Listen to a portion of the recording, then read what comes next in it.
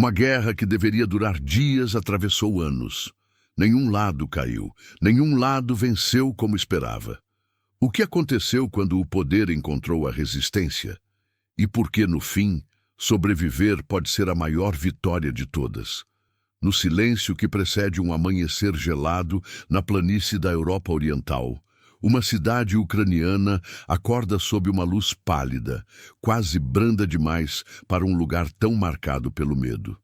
Em Kharkiv, o som distante de passos e motores ecoa mais alto do que deveria, e lentamente revela que aquele dia, como tantos outros antes, não será comum.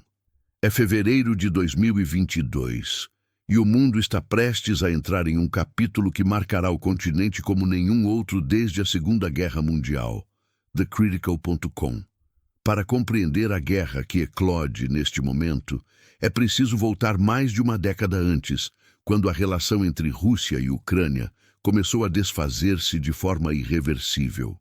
Em 2014, após protestos populares conhecidos como Euromaidan, o presidente ucraniano pró-Rússia, Viktor Yanukovych, foi deposto, abrindo espaço para um governo voltado ao Ocidente. Pouco depois, tropas russas, muitas vezes sem insígnias, ocuparam e anexaram a Crimeia, uma península estratégica no Mar Negro, desencadeando o que seria a primeira grande ruptura entre Moscou e Kiev desde o fim da União Soviética. Wikipédia. As tensões não se limitaram à Crimeia. No leste da Ucrânia, nas regiões de Donetsk e Luhansk, grupos separatistas apoiados pela Rússia confrontaram o governo ucraniano, levando a combates constantes e à formação de um conflito de baixa intensidade que durou anos.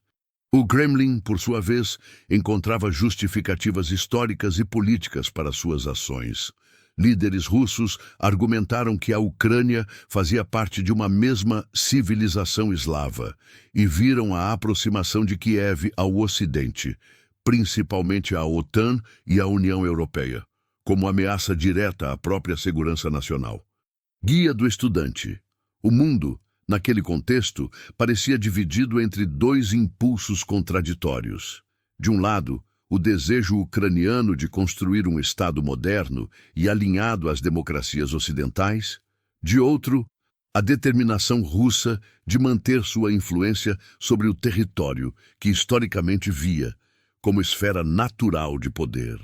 A expansão da OTAN para leste, incorporando ex-países do Pacto de Varsóvia e ex-repúblicas soviéticas, alimentou ressentimentos no Kremlin, que via a aliança militar como cerco e ameaça. Guia do estudante. Em fevereiro de 2022, após meses de escalada diplomática e mobilização de tropas nas fronteiras ucranianas, a Rússia lançou uma invasão em grande escala. Tropas atravessaram vários pontos do território ucraniano, com o objetivo declarado de desmilitarizar e desnazificar o país. Termos controversos usados por Moscou para justificar o ataque. O plano estratégico parecia ambicioso: tomar Kiev, derrubar o governo e reconfigurar a Ucrânia como um Estado neutro ou subordinado à influência russa. TheCritical.com. A resposta ucraniana foi imediata e feroz. Civis pegaram em armas, milícias improvisadas se uniram ao exército formal. Voluntários estrangeiros viajaram para Kiev e outras cidades. Em questão de semanas, a tentativa russa de capturar a capital fracassou, principalmente por causa da logística problemática de suas tropas e da resistência incansável dos defensores ucranianos. A Batalha de Kiev tornou-se um símbolo, não apenas de resistência militar, mas de determinação nacional. Wikipédia. À medida que a guerra se espalhava pelo leste e sul do país, grandes confrontos começaram a definir o mapa de guerra. Em Severodonetsk, forças ucranianas lutaram durante semanas, atrasando o avanço russo em uma batalha sangrenta. Embora tenham recuado, sua resistência atrasou os planos de Moscou e elevou o moral de Kiev. Wikipédia. O conflito, inicialmente pensado para ser rápido, transformou-se em um confronto prolongado, com linhas de frente profundamente enraizadas e combates diários. Logo se tornou o maior conflito armado na Europa desde a Segunda Guerra Mundial. The Critical. Mas a guerra não é apenas aberta e visível. Enquanto soldados lutam nas frentes, milhões de civis são deslocados de suas casas, enfrentam perda de entes queridos e veem suas cidades transformadas em ruínas.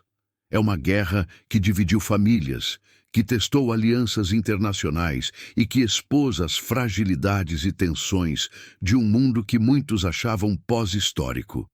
SitNation.com.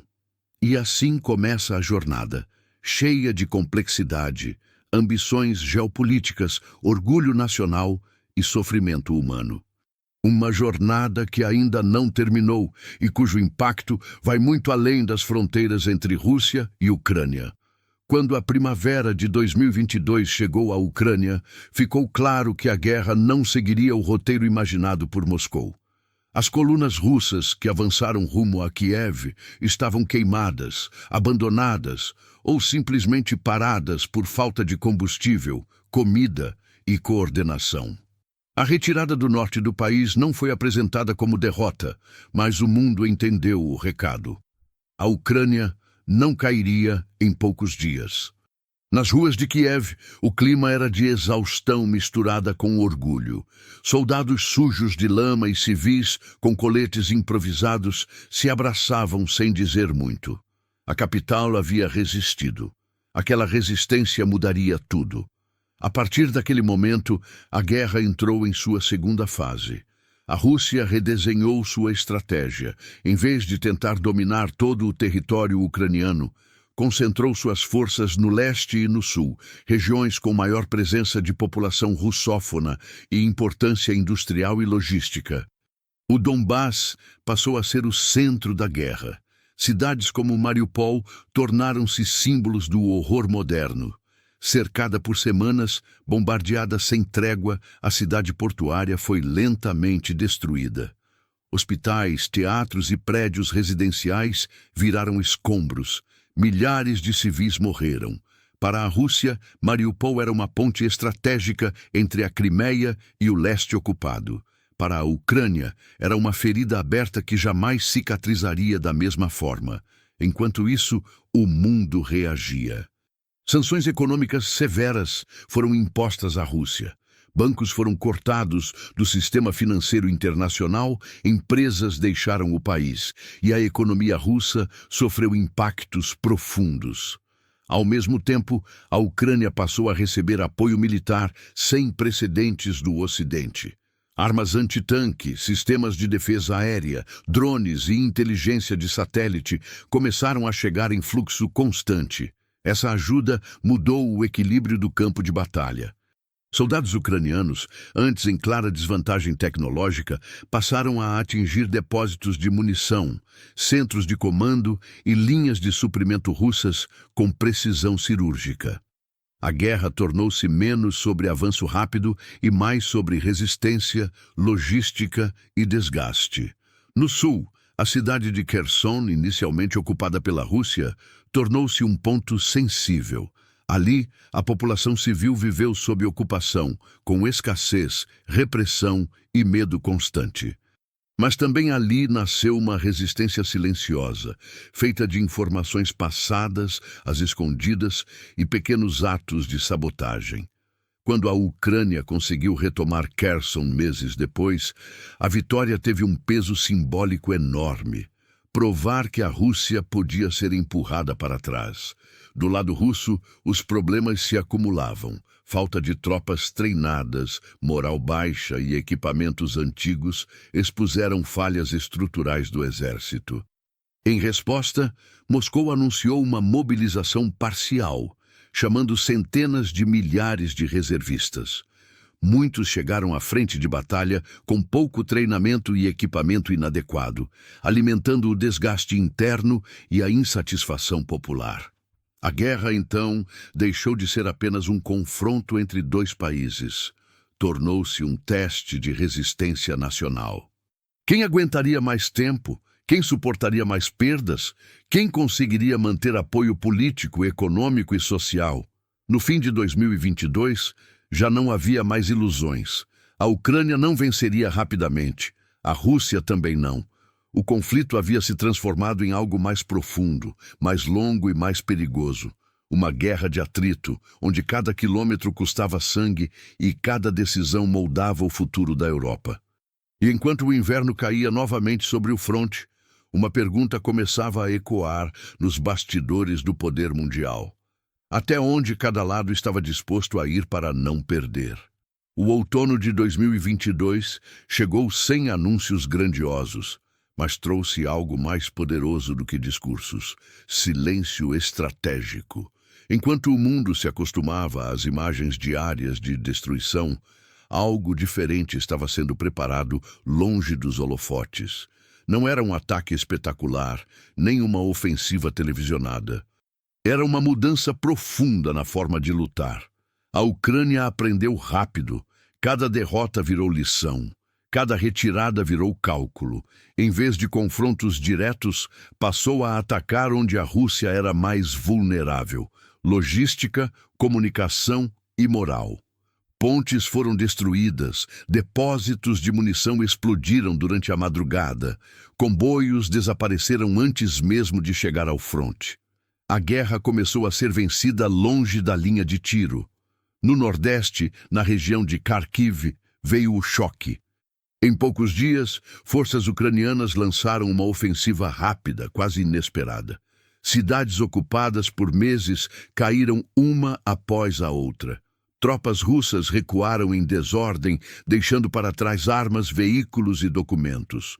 Não foi apenas uma derrota militar, foi um abalo psicológico. Pela primeira vez, desde o início da invasão, a narrativa mudou. A pergunta deixou de ser: quando a Ucrânia vai cair? E passou a ser: até onde ela pode chegar? No Kremlin, o clima era outro. Relatórios contraditórios, generais pressionados e decisões tomadas sob tensão revelavam algo que raramente vinha à tona: improviso. A guerra, que deveria reafirmar força, passou a expor fragilidade. A mobilização de novos soldados não trouxe a solução esperada. Muitos chegavam cansados, confusos, sem clareza do porquê estavam ali. Enquanto isso, o apoio ocidental à Ucrânia se intensificava. Sistemas de artilharia de longo alcance permitiram atingir alvos antes inalcançáveis. A guerra deixou de ser apenas territorial e passou a ser estratégica. Cada ataque era pensado para enfraquecer o inimigo no médio prazo, não apenas conquistar um pedaço de terra. Mas a virada mais profunda não aconteceu nos mapas. Aconteceu nas pessoas. Soldados ucranianos, antes defensivos, agora falavam em futuro. Civis, mesmo sob bombardeio, reconstruíam pontes improvisadas, escolas provisórias e rotinas possíveis. A ideia de identidade nacional se solidificou em meio ao caos. A Ucrânia deixou de ser apenas um país invadido e passou a ser um símbolo de resistência moderna. Do lado russo, o oposto. O discurso oficial falava em controle, mas as ruas murmuravam cansaço. Famílias recebiam notícias fragmentadas. A economia se adaptava às sanções, mas o preço social crescia. A guerra começava a cobrar seu valor longe do campo de batalha. Nesse ponto, algo ficou claro para analistas e líderes globais. A guerra já não era apenas sobre Ucrânia ou Rússia. Era sobre equilíbrio internacional, limites de poder e o custo real de tentar reescrever fronteiras pela força. A reviravolta não foi uma vitória definitiva. Foi mais perigosa do que isso. Foi a percepção de que o conflito poderia durar anos e que, diferente do que se imaginava no início, a Ucrânia não estava lutando para sobreviver, mas para vencer. E quando essa ideia se espalhou, o mundo inteiro prendeu a respiração. Com a chegada de 2023, a guerra entrou em uma fase que nenhum dos lados desejava, mas ambos passaram a conhecer intimamente: o impasse. As linhas de frente se estenderam por centenas de quilômetros, marcadas por trincheiras profundas, campos minados e posições fortificadas. O conflito começou a lembrar guerras antigas, travadas com tecnologias modernas, mas decididas pelo mesmo fator de sempre: quem aguenta mais. No leste, cidades pequenas, quase invisíveis nos mapas antes da guerra, tornaram-se centros de batalhas intermináveis. Lugares como Bakhmut viraram sinônimo de desgaste absoluto. Ali, cada rua era disputada metro a metro, com perdas humanas elevadíssimas para ambos os lados. Conquistar um quarteirão não significava avanço real, apenas mais cruzes invisíveis fincadas no solo congelado. A Rússia apostou em algo que sempre teve em abundância: volume. Mais soldados, mais artilharia, mais pressão contínua. Mesmo com equipamentos antigos e tropas pouco treinadas, Moscou buscou vencer pela exaustão do inimigo. Era uma estratégia fria, brutal, que aceitava perdas humanas como parte do cálculo. A Ucrânia, por outro lado, não tinha esse luxo. Cada soldado importava, cada erro custava caro. Por isso, sua vantagem passou a ser outra: inteligência, coordenação e precisão. Ataques cirúrgicos, uso eficiente de drones, integração entre tropas e tecnologia ocidental permitiram compensar a inferioridade numérica. Mas essa vantagem também tinha limites. O apoio internacional, embora decisivo, começou a enfrentar fadiga política. Debates sobre custos, estoques de armas e prioridades internas surgiram em países aliados. A ajuda não cessou, mas passou a ser medida com mais cautela. A Ucrânia percebeu que precisava provar constantemente que cada recurso recebido era bem utilizado. No campo de batalha, isso se traduziu em ofensivas cuidadosamente planejadas, algumas bem-sucedidas, outras dolorosamente lentas. Campos minados densos, defesas em camadas e ataques aéreos dificultavam qualquer avanço rápido. A guerra deixou de ser dinâmica e passou a ser uma engrenagem pesada, que girava lentamente, esmagando tudo ao redor. Enquanto isso, a Rússia também pagava seu preço. Sanções continuavam corroendo setores estratégicos. A indústria militar funcionava em ritmo máximo, mas com limitações tecnológicas claras. O isolamento internacional aprofundava a dependência de poucos parceiros. Internamente, o discurso de força escondia uma realidade de adaptação forçada. Nesse cenário, a pergunta sobre quem tem vantagem tornou-se menos clara. A Rússia tinha números, território ocupado e resistência econômica. A Ucrânia tinha motivação, apoio externo e capacidade de adaptação. Nenhum dos dois conseguia o golpe decisivo.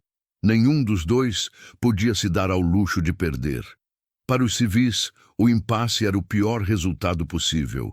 Bombardeios continuavam. Redes elétricas eram atacadas. Invernos escuros e verões sob sirenes se repetiam. A normalidade virou exceção. Sobreviver tornou-se um ato cotidiano de coragem silenciosa. Ao fim desse capítulo da guerra, uma verdade incômoda se impôs. Não era mais sobre ganhar rápido, mas sobre não quebrar primeiro. E quanto mais o conflito se prolongava, mais alto ficava o custo humano, político e moral. A guerra havia entrado em seu estágio mais perigoso, aquele em que ninguém vê saída, mas todos seguem em frente. À medida que o inverno de 2023 passou, a guerra da Rússia contra a Ucrânia se consolidou como um conflito prolongado e imprevisível. O impasse nas linhas de frente persiste, mas o desgaste psicológico e logístico começa a desenhar novos contornos para ambos os lados. O conflito já não é apenas uma disputa por territórios estratégicos, é uma guerra de desgaste, onde a resistência, tanto de recursos quanto de moral, é o principal fator decisivo. Para a Rússia, o grande desafio continua sendo a mobilização interna. O governo de Putin optou por ampliar a participação militar, forçando os reservistas a se alistarem em uma tentativa de suprir as lacunas deixadas pelos soldados mortos ou feridos. Mas essa estratégia enfrenta resistências dentro da própria sociedade russa. Relatos de falta de treinamento adequado, equipamentos obsoletos e desorganização nos campos de batalha estão cada vez mais presentes. As perdas humanas são imensas e a insatisfação entre a população está crescendo, mesmo que de forma controlada. Em termos de vantagem militar, a Rússia ainda mantém sua superioridade no campo de batalha, principalmente devido ao seu poder de fogo. A artilharia russa, com seu grande número de lançadores de foguetes e sistemas de mísseis, tem sido eficaz em bombardear cidades, infraestrutura e até mesmo posições ucranianas de comando. Mas, por outro lado, esse poder de fogo tem se mostrado ineficaz em alcançar uma vitória decisiva. A Ucrânia, por sua vez, continua se adaptando. Apesar das imensas dificuldades, com uma parte significativa de sua infraestrutura destruída e um número crescente de refugiados internos, o país tem resistido não apenas com suas forças armadas, mas com uma população mobilizada e unificada por uma causa comum. A moral ucraniana permanece alta. Além disso, as forças armadas do país continuam a se beneficiar de apoio ocidental, incluindo sistemas de mísseis HIMARS, drones de reconhecimento e sistemas de defesa aérea, que têm sido cruciais para a neutralização de ataques aéreos russos e ataques de longo alcance. A presença de voluntários internacionais também tem sido um fator interessante na equação, com um número crescente de estrangeiros se juntando à luta ucraniana. Este apoio simbólico, somado à formação técnica e tática, tem dado uma vantagem inesperada às tropas ucranianas em termos de experiência e inovação. A Batalha de Bakhmut, um ponto de virada? Em Bakhmut, a batalha se intensificou de tal forma que passou a ser vista como um ponto crucial da guerra. Inicialmente, a cidade foi um foco de resistência ucraniana contra as forças russas, e sua queda teria sido um golpe significativo. No entanto, a luta prolongada e os enormes custos em vidas humanas mostraram que as forças russas estavam mais focadas na destruição de forças do que em uma vitória estratégica concreta. A falha em tomar a cidade, por tanto tempo, sem uma grande vitória decisiva, começou a enfraquecer a narrativa russa. No entanto, a situação também não é simples para a Ucrânia. Os custos humanos, em termos de soldados mortos e civis deslocados, continuam a subir. Bakhmut e outras cidades do Donbass continuam a ser uma ferida aberta. E enquanto a resistência é heróica, o tempo corre contra os recursos limitados da Ucrânia. O apoio internacional e o papel da OTAN. A OTAN se tornou uma peça fundamental no tabuleiro geopolítico. A Aliança Ocidental tem fornecido milhares de milhões de dólares em ajuda militar e sanções econômicas contra a Rússia, mas também enfrenta seus próprios desafios. A unidade entre os países membros foi colocada à prova por diversas vezes, especialmente com os custos econômicos que o conflito acarreta para as economias europeias. Contudo, o apoio contínuo dos Estados Unidos, Reino Unido, Polônia e outros países da OTAN tem sido vital para sustentar o esforço de guerra ucraniano. As perspectivas de adesão da Ucrânia à OTAN se tornaram um tema controverso. Embora a aliança tenha reafirmado seu apoio à soberania da Ucrânia, há um debate crescente sobre os riscos de uma maior expansão da OTAN e as consequências para a segurança europeia. A guerra no campo econômico. As sanções econômicas à Rússia têm sido um dos pilares da resposta internacional.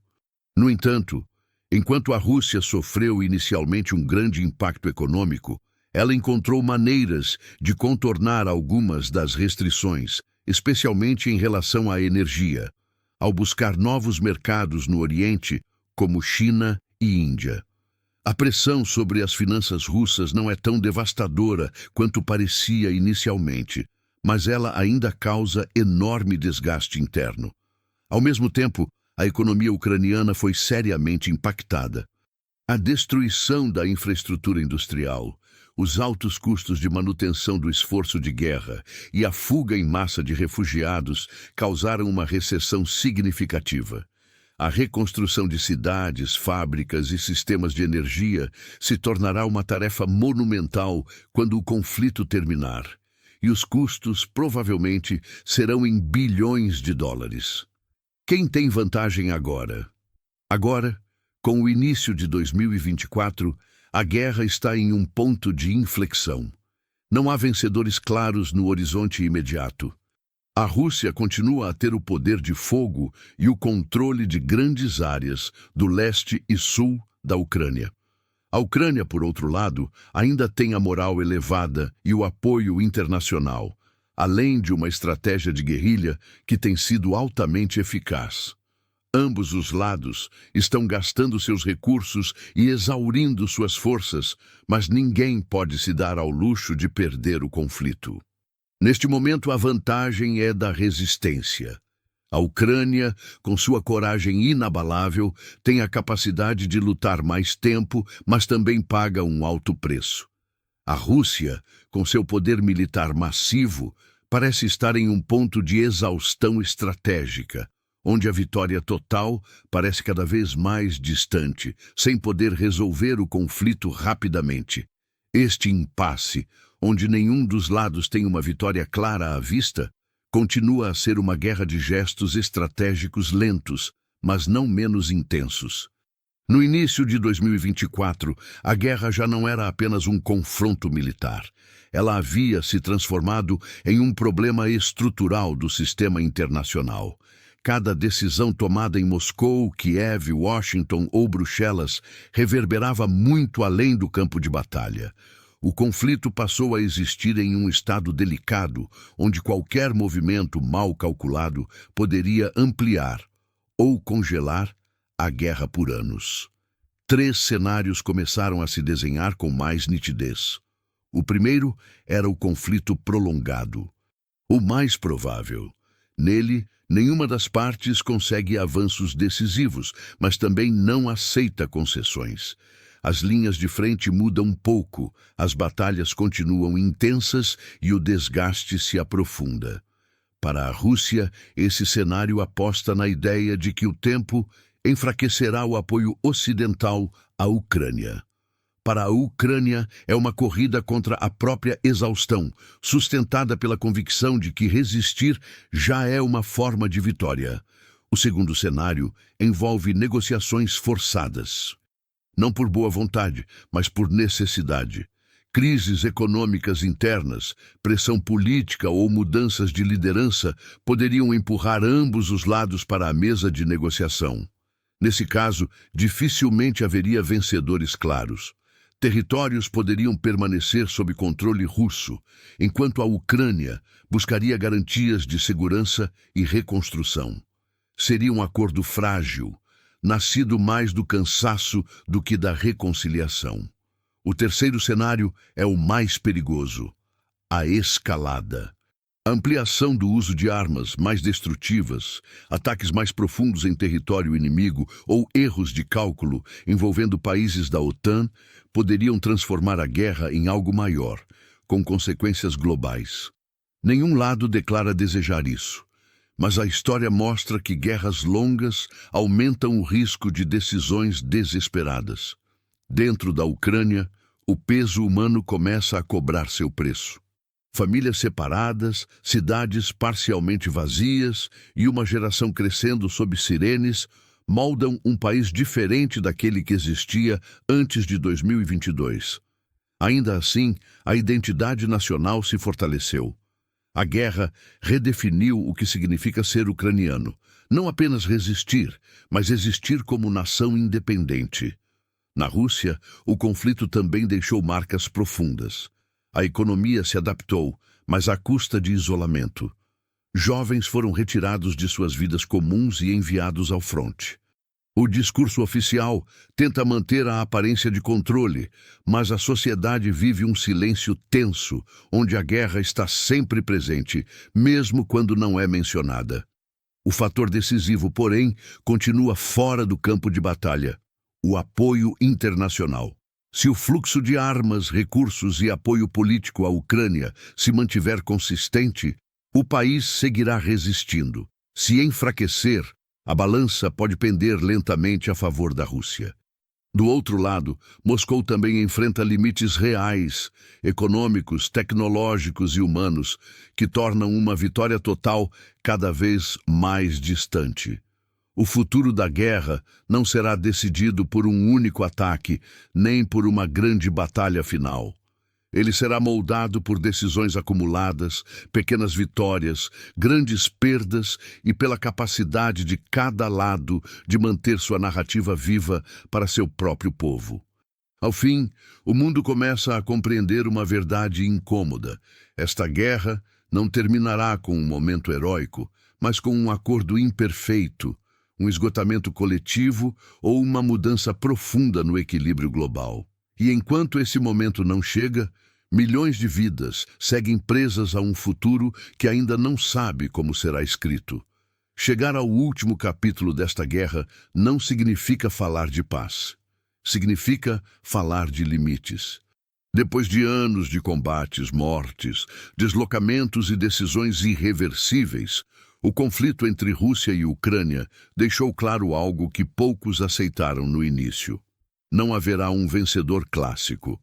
Não haverá rendição televisionada, nem um momento único que marque o fim absoluto da guerra.